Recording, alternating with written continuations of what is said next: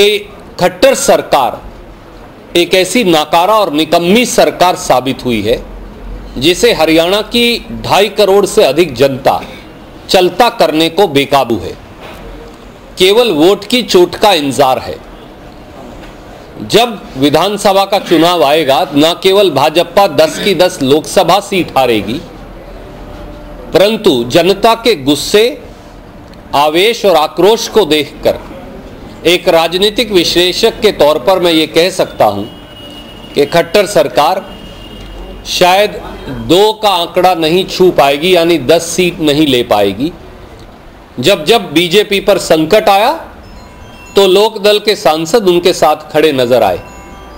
आज तो चाचा भतीजा अलग हैं, पर यह बता दें तब दोनों ने राय से बीजेपी की मदद की थी।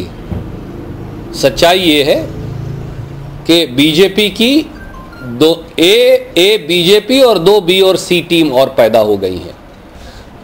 नरेंद्र मोदी जी की जो कान में मारी फूंक है वो बड़ी खतरनाक है। चौधरी देवीलाल जी का एक अपना नेतृत्व था। आज वो भी सोच रहे होंगे कि मोदी ने चाचा और भतीजा दोनों के कान में कैसी फूंक मारी कि उनके परिवार को ही उन्होंने तोड़कर रख दिया। अब ये तो मोदी जी जाने या वो स्वयं जाने। सर, राम मंदिर का इशू भी काफ़ी गर्म है इस समय। योगी जी ने तो कहा कि राम मंदिर में सबसे बड़ा रोड़ा कांग्रेस है।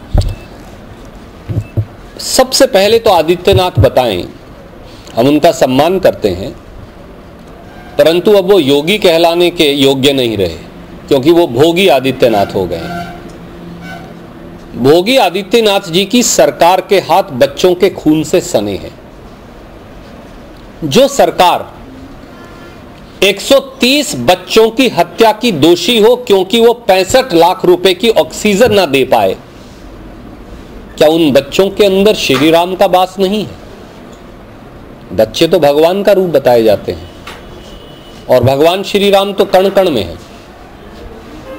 तो क्या कभी श्री भोगी आदित्यनाथ जी को यह बात समझ में आई?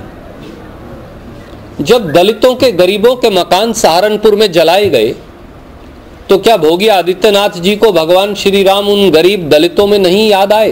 क्या भूल गए कि भगवान श्री राम तो शबरी के झूठे बेर खाते थे? जब भोगी आदित्यनाथ जी ने दलित भाइयों को साबुन से नहलवाया और इत्र छिड़कवाया क्योंकि उन्हें दलितों में से, गरीबों में से दुर्गंध आती थी, तो क्या उन्हें भगवान की याद नहीं आई? क्योंकि भगवान श्री राम तो सबसे गरीब और दलित को छाती से लगाते थे। इसलिए शब्दों में भगवान श्री राम की पूजा काफी नहीं, आचरण से करनी पड़ेगी, मन से करनी पड़ेगी।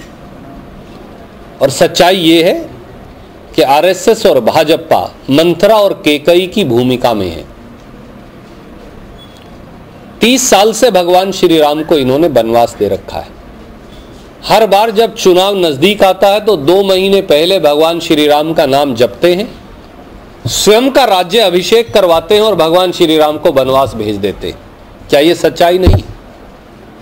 तो इसलिए घड़ियाली आंसू बहाने से पहले कम से कम अपने आचरण और गिरेबां में अवश्य देख लें।